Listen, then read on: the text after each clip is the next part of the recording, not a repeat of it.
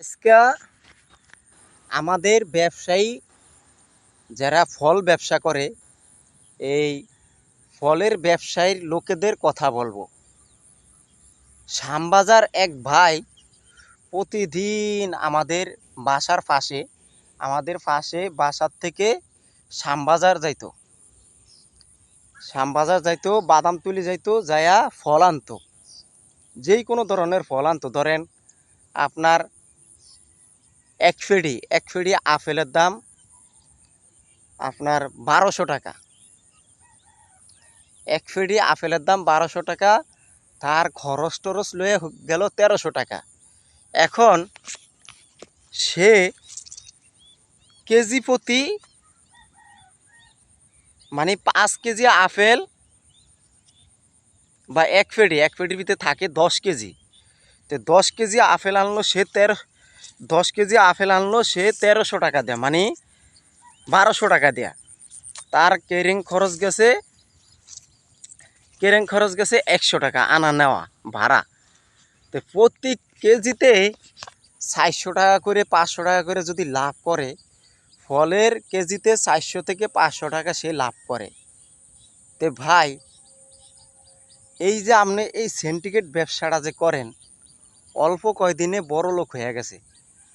একজন ফল ব্যবসায়ী অল্প কয়দিনে ব্যবসায়ী বড় লোক হয়ে গেছে। তো আমাদের বাসার আমার পরিবার বলে যে তুমিও ফলের ব্যবসা করো।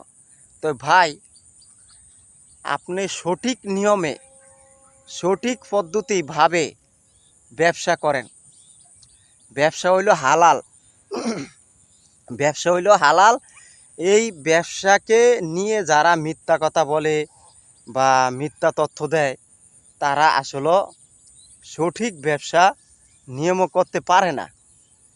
এখন দেখা গেছে কি, আপনি যদি সঠিক ব্যবসা করেন বা সঠিক কথা বলেন ব্যবসা নিয়ে, তাহলে আপনি ব্যবসার ভিতরে বিপদে পড়বেন না। এখন দেখা গেছে কি, কিছু কিছু লোক আছে, তারা ব্যবসা নিয়ে কসম কাটে। এখন ভাই, আপনি যেই জিনিসটা আনছেন, আপনি কেজিতে 10 টাকা করে লাভ করেন। এখন আপনি যদি কেজিতে 300 টাকা 400 টাকা লাভ করেন, তাহলে ওই ব্যবসা আপনার কোনো দিন টিকে থাকবে না। কেন জানেন? আপনি ওই যে মিথ্যা কথা বলছেন। তা আসলে ভাই, ব্যবসা নিয়ে কে কোনো দিন মিথ্যা কথা বললেন না। আর ব্যবসা এমন একটা জিনিস, এই ব্যবসা যে হালাল পথে ইনকাম করতে পারে, তার ব্যবসা উন্নতি হয়। ভাই, যারা ব্যবসা নিয়ে কসম কাটেন, তারা কোনো দিন উপরে উঠতে পারবেন না।